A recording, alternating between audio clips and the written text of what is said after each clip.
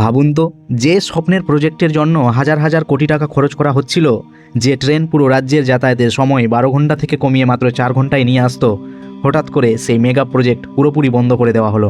হ্যাঁ, ঠিকই শুনছেন। কেরল সরকার তাদের অত্যন্ত উচ্চাভিলাষী এবং বিতর্কিত সিলভার লাইন রেল প্রজেক্ট পুরোপুরি বাতিল ঘোষণা করেছে। কিন্তু কেন, প্রশ্ন দাঁড়িয়েছে। কেন প্রায় 64,000 কোটি টাকার এই প্রজেক্টকে পরিবেশগত বিপর্যয় বলে তকমা দেওয়া হলো? এর পেছনে আসল রাজনীতি আর আসল সত্যিটা কি? আজকের ভিডিওতে আমরা একদম সহজ ভাষায় এর নিখুঁত বিশ্লেষণ করব।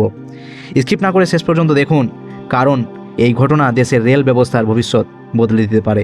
তো চলুন ভিডিওটা আমরা এখান থেকে শুরু করি, এবং যারা নতুন আছে অবশ্যই চ্যানেলটিকে সাবস্ক্রাইব করে নেবেন এরকম আরও আলোচনামূলক ভিডিও পাওয়ার জন্য।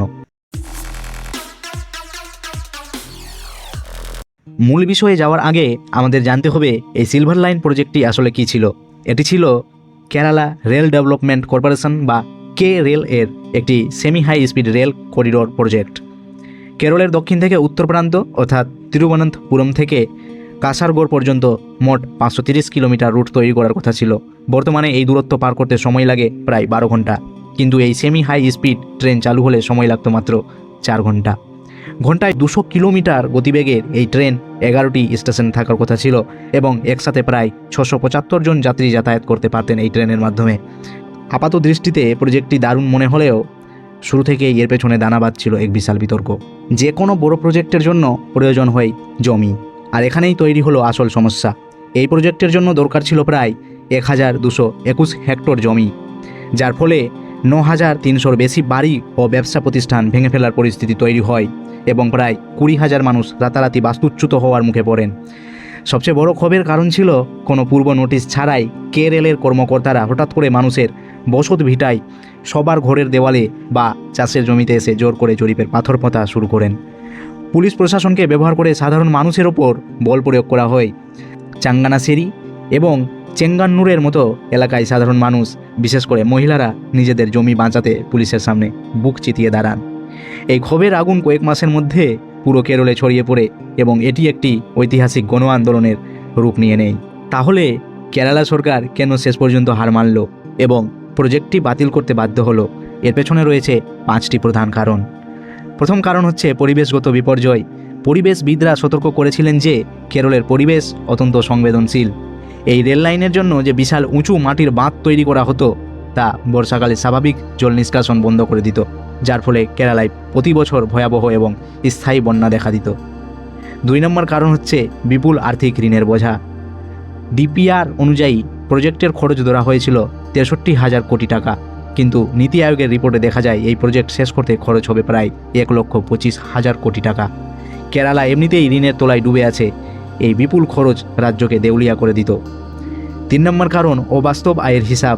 প্রজেক্টের রিপোর্টে বলা হয়েছিল প্রতিদিন 80,000 যাত্রী এই ট্রেনে চড়বেন, কিন্তু বিশেষজ্ঞদের মতে টিকিটের চড়া দামের কারণে এত যাত্রী পাওয়া কোনোভাবেই সম্ভব ছিল না। 4 নম্বর কারণ হচ্ছে গেজ ও কারিগরি ত্রুটি।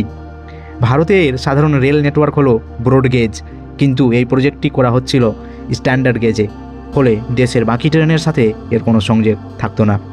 5 নম্বর এবং শেষ কারণ, ভারতীয় রেলের লাল সংকেত। সবচেয়ে বড় ধাক্কাটি আসে কেন্দ্র থেকে। ভারতীয় রেলওয়ে এই প্রজেক্টকে চূড়ান্ত অনুমোদন দিতে সরাসরি অস্বীকৃতি জানায়। তাহলে কি এই সিলভার লাইন প্রজেক্ট বাতিলের পর কেরল সংস্থাটি বন্ধ হয়ে যাচ্ছে? উত্তর হলো না।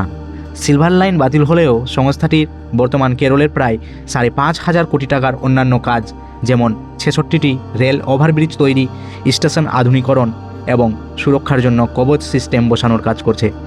বন্ধুরা, এই ঘটনা আমাদের শেখায় যে উন্নয়ন অবশ্যই দরকার, কিন্তু তা সাধারণ মানুষের কান্না আর পরিবেশের ধ্বংসের ওপর দাঁড়িয়ে হতে পারে না। এই বিষয়ে আপনার কি মতামত রয়েছে? কেরল সরকার কি এই প্রজেক্ট বাতিল করে সঠিক সিদ্ধান্ত নিয়েছে? কমেন্ট বক্সে অবশ্যই আপনার মতামত জানান। ভিডিওটি ভালো লাগলে একটি লাইক করে দিন, এবং এই ধরনের গভীর বিশ্লেষণমূলক ভিডিও আরও দেখতে আমাদের চ্যানেলটি এখনই সাবস্ক্রাইব করুন।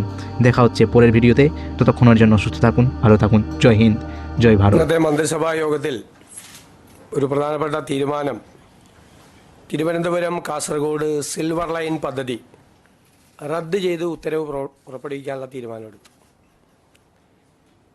പ്രസ്തുത പദ്ധതിക്കായി ഭൂമി ഏറ്റെടുക്കുന്നതുമായി ബന്ധപ്പെട്ട് പുറപ്പെടുവിച്ചിട്ടുള്ള എല്ലാ വിജ്ഞാപനങ്ങളും റദ്ദ് ചെയ്യാൻ തീരുമാനിച്ചു.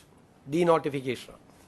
കാരണം ഈ പദ്ധതി നടക്കുന്നുമില്ല, പദ്ധതി ഉപേക്ഷിക്കുകയും ചെയ്തു. നിരവധി വർഷങ്ങളായി